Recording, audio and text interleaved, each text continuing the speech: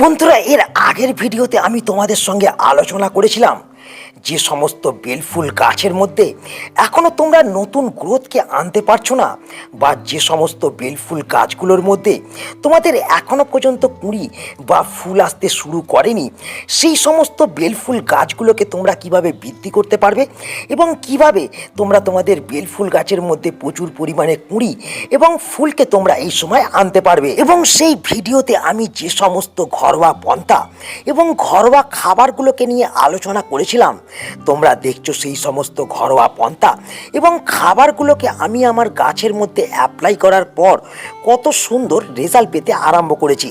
তোমরা দেখতে পাচ্ছ গাছের মধ্যে কেমন নতুন নতুন ব্রাঞ্চেসের সাথে সাথে নতুন নতুন ফুল এবং কুঁড়ি আসতেও কিন্তু শুরু করেছে। কিন্তু বর্তমান সময়ে তোমরা আমাকে অনেকেই বলছো যে তোমরা এই সময় নোটিস করছো যে তোমাদের বেলফুল গাছের মধ্যে একবার কুঁড়ি বা ফুল আসার পর দ্বিতীয়বার কিন্তু গাছের মধ্যে কোনোভাবেই কুঁড়ি ও ফুলকে তোমরা আনতে পারছো না। তার সঙ্গে সঙ্গে গাছের গ্রোথ একবার হওয়ার পর আর কিন্তু দ্বিতীয়বার হতে লক্ষ্য করা যাচ্ছে না। এবং তার সঙ্গে সঙ্গে দেখা যাচ্ছে তোমাদের বেলফুল গাছের কুঁড়িগুলো এই সময় কিন্তু ছোট আকার ধারণ করছে, ফলে বেলফুল গাছের ফুলগুলিও ধীরে ধীরে ছোট হয়ে পড়ছে এবং তার সঙ্গে সঙ্গে ফুলের সুগন্ধ ধীরে ধীরে কিন্তু কমে যেতে আরম্ভ করেছে। দেখা যাচ্ছে কিছুক্ষণের মধ্যেই ফুলগুলো ফুটে যাওয়ার পর এইভাবে গাছ থেকে কিন্তু ঝরে পড়তে আরম্ভ করছে। এবং তোমরা কিন্তু আমার কাছ থেকে দ্রুত এই সমস্যার সমাধান জানতে চাইছো এবং তোমরা বলছো যে কিভাবে তোমরা তোমাদের বেলফুল গাছগুলোর মধ্যে নতুন ব্রাঞ্চেসকে আনতে পারবে এবং সেই ব্রাঞ্চেস থেকে তোমরা বারবার কিভাবে তোমরা বেলফুল গাছ থেকে প্রচুর পরিমাণে কুঁড়ি এবং ফুলকে পেতে পারবে। বন্ধুরা, এই সময়ে দাঁড়িয়ে আমরা যদি আমাদের বেলফুল গাছগুলোর মধ্যে কিছু ঘরোয়া খাবারকে প্রয়োগ করতে পারি এবং কিছু ঘরোয়া টিপসকে মেনে আমরা যদি আমাদের বেলফুল গাছগুলোর মধ্যে এই সময় পরিচর্যাকে শুরু করতে পারি, তাহলে কিন্তু আমরা সহজেই এই সমস্যার সমাধান আমাদের বেলফুল গাছ থেকে কিন্তু করতে পারবো। তো কি সেই টিপসগুলি এবং কি সেই ঘরোয়া খাবার যা আমাদের এই সময় বেলফুল গাছের মধ্যে এই রকম প্রচুর পরিমাণে কুঁড়ি আনতে পারবে এবং তার সঙ্গে সঙ্গে প্রত্যেকটা বেলফুল গাছ থেকে আমরা প্রচুর পরিমাণে ফুল পেতে পারবো, সেটা জানতে এবং বুঝতে হতে গেলে ভিডিওটাকে একটু স্কিপ না করে সম্পূর্ণ তোমরা দেখতে থাকো। এবং যারা তোমরা নতুন বন্ধু চ্যানেলে প্রথম, অবশ্যই কিন্তু চ্যানেলটাকে সাবস্ক্রাইব করে রাখো। বন্ধুরা, শুরুতেই আমাদের মাথায় রাখতে হবে এই গ্রীষ্মকাল আমাদের বেলফুল গাছের জন্য খুবই গুরুত্বপূর্ণ একটা সময়, কারণ এই গ্রীষ্মকালেই আমাদের বেলফুল গাছ যেমন নতুন গ্রোথ আনতে শুরু করে, তেমন গাছের মধ্যে আমরা কিন্তু প্রচুর পরিমাণে কুঁড়ি এবং ফুলকে কিন্তু আমরা পেয়ে থাকি।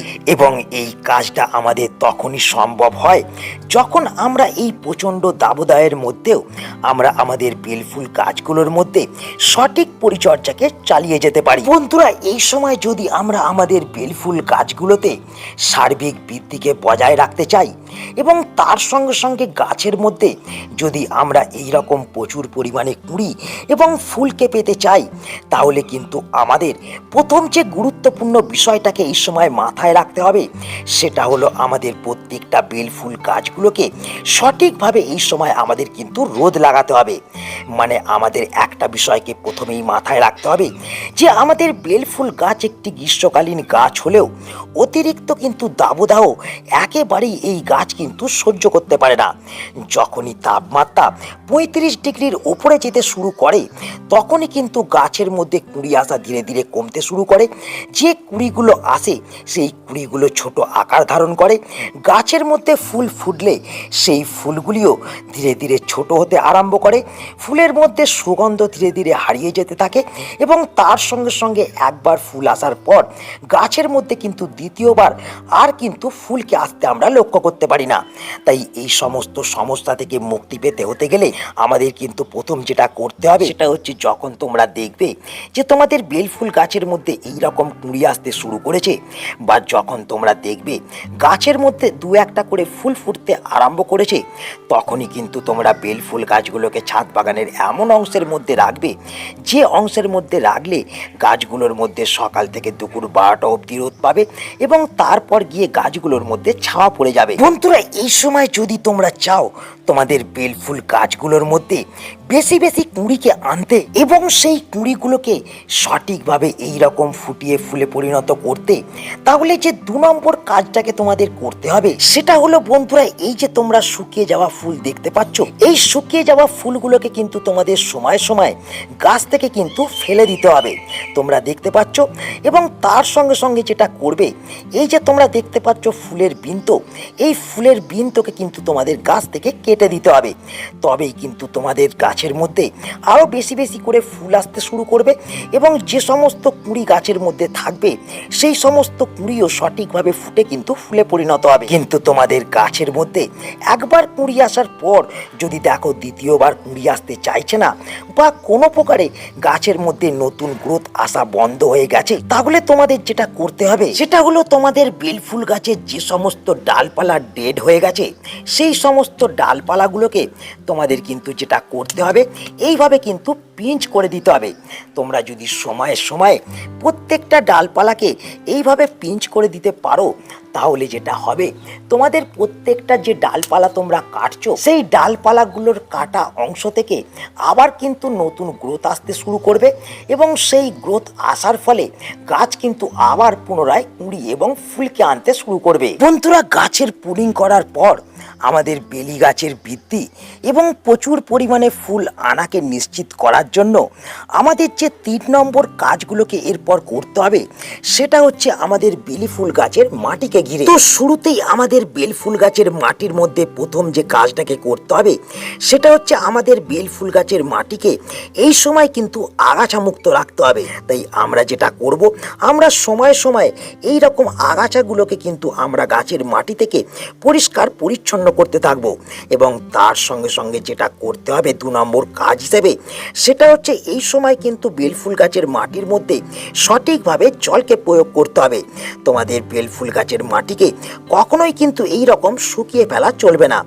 যখনই গাছের মাটি এই রকম শুকিয়ে যাবে তখনই কিন্তু গাছ একটা ট্রেসের মধ্যে চলে যাবে, এবং ফলে গাছের বৃদ্ধি বিকাশ থমকে যাবে, গাছের মধ্যে কিন্তু আর ফুল আসতে চাইবে না, এবং গাছের পাতাও ধীরে ধীরে কিন্তু হলুদ হতে আরম্ভ করবে।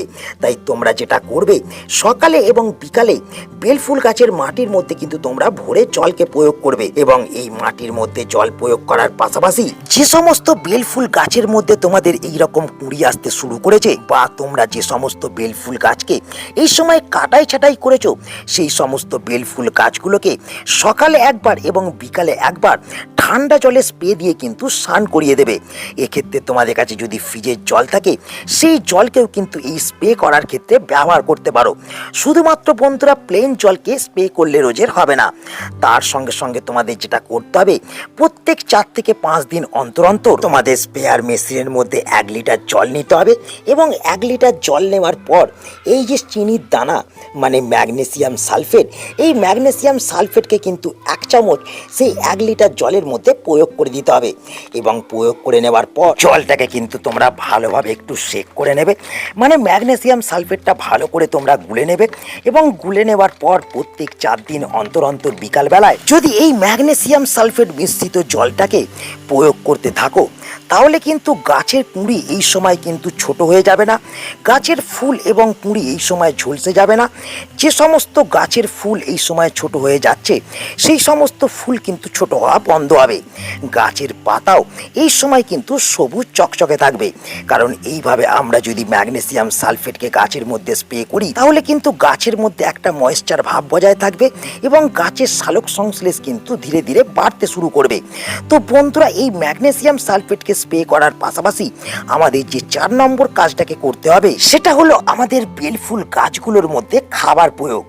তো কোন খাবারকে এই প্রচণ্ড দাবদাহে আমাদের বেল ফুল গাছের মধ্যে প্রয়োগ করব? তো বন্ধুরা, আমরা যদি এই সময় রাসায়নিক সারকে ঘন ঘন ব্যবহার না করে কিছু ঘরোয়া ঠান্ডা সারকে আমাদের বেল ফুল গাছগুলোর মধ্যে প্রয়োগ করতে পারি, তাহলে কিন্তু বেল ফুল গাছগুলোর মধ্যে আমরা কিন্তু আবার পুনরায় ফুলকে ভরিয়ে তুলতে পারবো। গাছের মধ্যে নতুন গ্রোথ আসবে, এবং তার সঙ্গে সঙ্গে গাছের ইমিউনিটি পাওয়ারও ধীরে ধীরে বেড়ে উঠতে আরম্ভ করবে। কিন্তু বন্ধুরা গাছের মাটির মধ্যে খাবার প্রয়োগ করার আগে তোমাদের যে বিষয়টাকে নজর রাখতে হবে সেটা হচ্ছে গাছের মাটির পিএইচ লেভেলকে এই সময় কিন্তু ঠিক রাখতে হবে।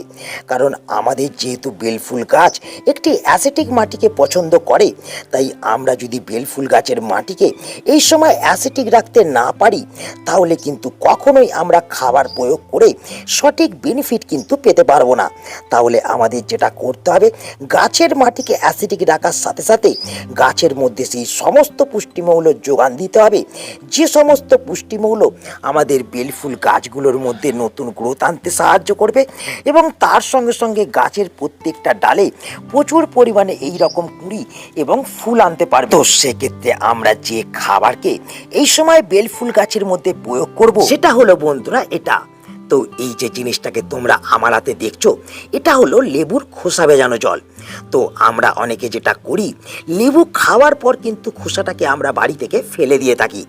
কিন্তু আমরা যদি সেই খোসাটাকে ফেলে না দিয়ে এই লিকুইড তরলটাকে সেই খোসাগুলো দিয়ে তৈরি করে নিতে পারি, তাহলে কিন্তু এই লিকুইড তরলটা গাছের মাটিতে প্রয়োগ করে আমরা যেমন গাছের মাটিকে অ্যাসিডিক রাখতে পারবো, তেমন তার সঙ্গে সঙ্গে এই লেবুর খোসার মধ্যে থাকা ভিটামিন সি, পটাশিয়াম, ফসফরাস, এই সমস্ত উপকরণগুলো বা খনিজ উপাদানগুলোকে আমরা গাছকে কিন্তু প্রোভাইড করতে পারবো। তো এক্ষেত্রে যেমন আমি পাতিলেবুর খোসাকে ব্যবহার করেছি, তোমরা কিন্তু পাতিলেবুর পরিবর্তে যে কোনো লেবুর খোসাকে কিন্তু ব্যবহার করতে পারো।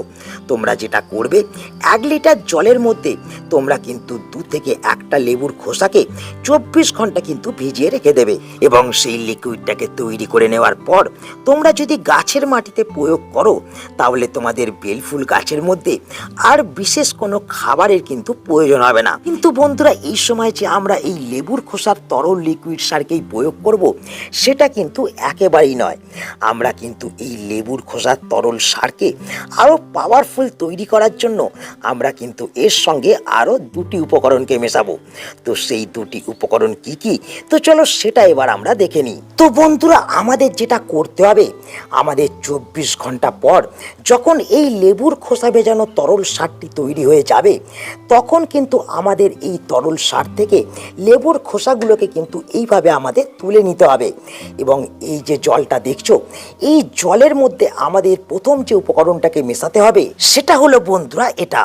তো এই যে জিনিসটাকে তোমরা আমার হাতে দেখছো, এটা হলো বেসন এবং এই বেসনের মধ্যেও উল্লেখযোগ্যভাবে কিন্তু পটাশিয়াম থাকে।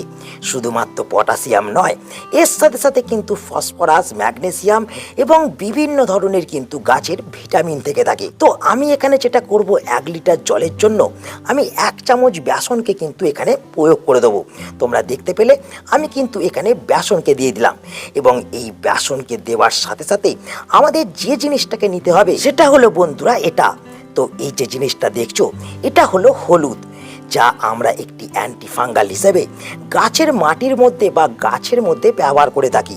তো এই হলুদকে এই দ্রবণটার মধ্যে প্রয়োগ করার কারণ, আমরা এই যে বেসনকে প্রয়োগ করলাম, সেই বেসন যাতে গাছের মাটির মধ্যে এই সময় ফাঙ্গাস সৃষ্টি না করতে পারে, তার জন্য আমরা কিন্তু এখানে 1/2 চামচ হলুদকেও কিন্তু প্রয়োগ করে দেবো এবং এই 3টি উপকরণকে সুন্দরভাবে কিন্তু আমরা একে অপরের সঙ্গে কিছুক্ষণ ধরে একটুখানি মিশিয়ে নেব এবং এই যে তরল দ্রবণটি তৈরি হলো তোমরা দেখতে পাচ্ছ, এই তরল দ্রবণ কিন্তু আমাদের বেলফুল গাছের জন্য এই সময় অমৃত বলতে পারো। তো আমরা যেটা করব, আমরা প্রত্যেক 15 দিন অন্তর অন্তর এই খাবারটাকে সকালে কিংবা বিকালে আমরা কিন্তু এইভাবে গাছের মাটির মধ্যে রিকমেন্ড অনুযায়ী কিন্তু ব্যবহার করে দেবো। এক্ষেত্রে বন্ধুরা কোনো মাপ নেই, এই খাবার যেহেতু জৈব, তাই একটু কম বেশি প্রয়োগ হয়ে গেলেও গাছের কিন্তু কোনো ধরনের ক্ষতি এই খাবারটা কিন্তু করবে না। আশা করি তোমরা সকলেই বুঝতে পারলে, এই মে মাসে আমাদের সমস্ত বেলফুল গাছের মধ্যে অজস্র পরিমাণে কুঁড়ি এবং ফুলকে আনার জন্য এবং গাছকে দ্রুত বৃদ্ধি বিকাশের জন্য আমরা কোন কোন ঘরোয়া পন্থাগুলোকে অবলম্বন করব এবং কোন কোন ঘরোয়া খাবারগুলোকে আমরা এই সময় বেলফুল গাছের মধ্যে প্রয়োগ করব। তো তাই আজ এই ভিডিওটাকে এখানেই আমি শেষ করছি। আশা করি এই ভিডিওটা তোমাদের সকলের কাজে লেগেছে। যদি ভিডিওটা ভালো লাগে তাহলে অবশ্যই ভিডিওটাকে একটা লাইক করে দেবে, তোমাদের বন্ধুদের কাছে শেয়ার করে দেবে, এবং যারা নতুন বন্ধু চ্যানেলে প্রথম অবশ্যই কিন্তু চ্যানেলটাকে সাবস্ক্রাইব করে রাখবে। তো দেখা হচ্ছে আবার একটা নতুন ভিডিওতে। সকলে ভালো থেকো, নমস্কার।